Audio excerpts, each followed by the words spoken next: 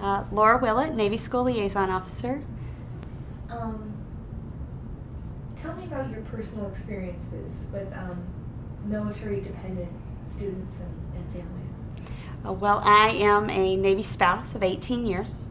I have a high school child and a 7th grader.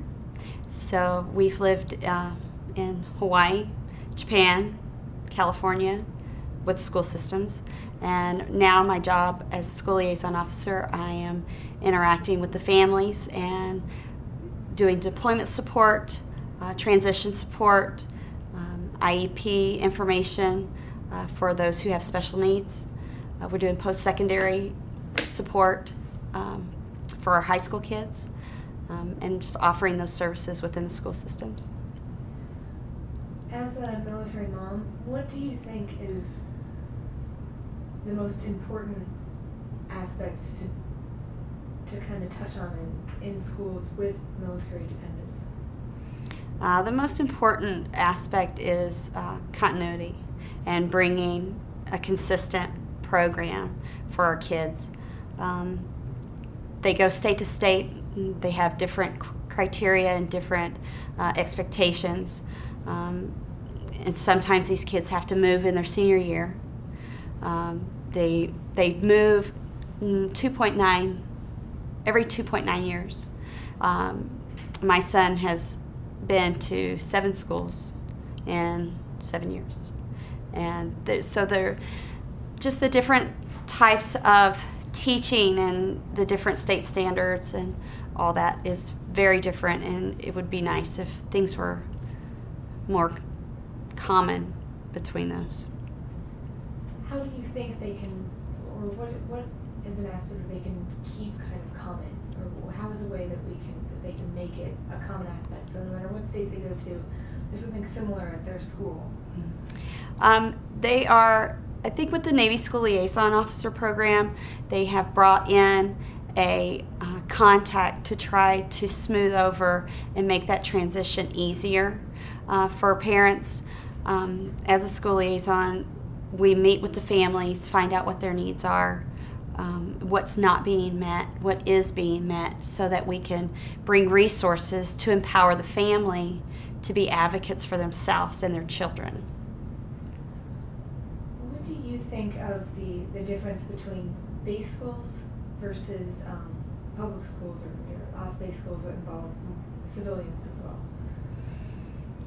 What are the differences? Yeah, or if, I don't know if even if it's too personal, but what school would you want to send your child to if you had a preference over the base school versus the public school?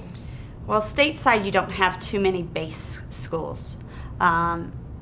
You have some base schools overseas. There's good and bad to both. I think that you really have to decide what the individual child's needs are.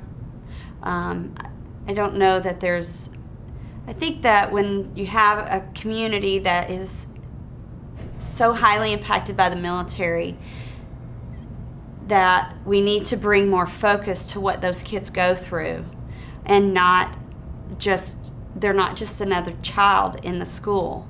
They're dealing with, they lose their parents from time to time. They're in and out. They're gone for a year at a time. It's on some branches.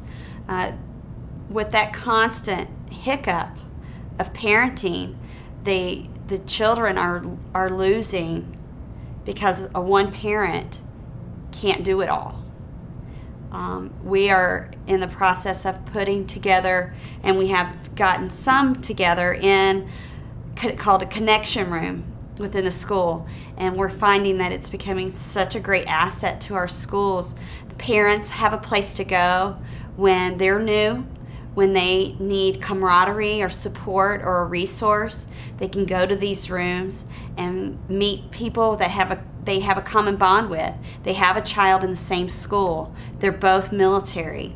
Husbands may or may not be deployed, but if they're not deployed, 9 times out of 10, that person knows that's in there. They know what deployment is, and they know what it's about, and they know the sacrifices and the heartache that the family goes through. So these connections rooms are bringing that to them, and they can bring their little ones that aren't yet in school, and they can play, and they don't have to pay for daycare, bringing on another expense. They can help out their school without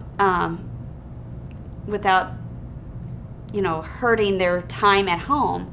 They are helping the school, they're helping their teachers, and with the budget cuts within education, we're supporting our teachers. And we just did we had an open house for a connections room the other day, and the teachers didn't even know they were there. And as the parents were walking through to take back a project, they saw other teachers and were like, hey, we're in the connection room and we're doing projects if you have anything.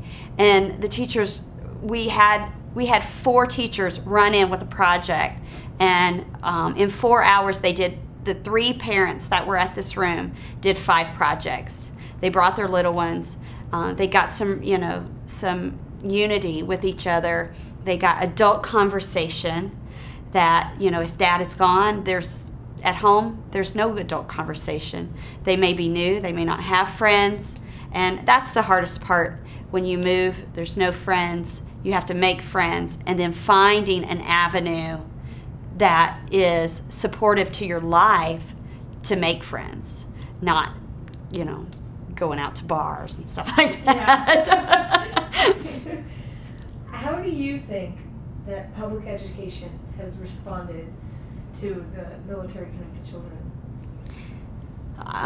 In San Diego, I think we have really put a focus on our military children, and we're constantly trying to bring programs for them, counseling, deployment support in the schools, so that mom doesn't have somewhere else, or dad, whoever's at home, that stay-at-home parent doesn't have another place to take them. So I think we're making great strides in San Diego to increase the awareness of military students and the hardships that they go through. What do you hope, and what do you hope that other students and interns get out of this workshop from this weekend? This weekend's workshop was a little surprising to me. There was a little more grief counseling than I was expecting. And I don't think I was emotionally stable enough for that. So the first day was a little tough for me, but I did very well today. Today I thought I think they need to bring more. I'm avoiding the question a little. I think they need to learn more about real military families and what they actually go through, and what the processes are with, people sometimes they get to stay in one place for a long period of time where others do not, and that's all dependent on the job that the military spouse does. And I don't think they quite understand why some have to leave and why some get to stay. I don't think they understand the true military way. It's easy to sit up and say, oh yeah, they go on deployments and this is what we're going to do when they come home, and in reality there's a lot more underlying to that. So, and I'm hoping with my position that we're helping the families get through those hiccups and those struggles by providing resources and programs for their kids to participate in.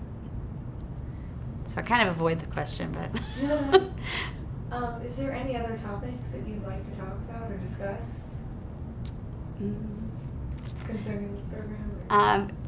The school liaison program has become very near and dear to my heart. I have been fortunate enough to be around them for about the past year, and just to see how the schools that they're in have evolved, and the kids have evolved.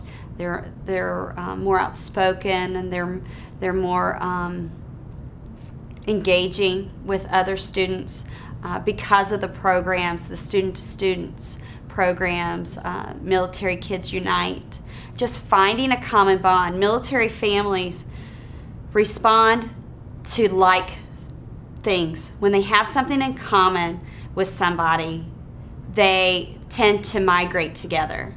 So whether it's you're in the same command, or you've been to the same duty station, or you're from the same state, even from the same region of the country, when they have a common bond, they tend to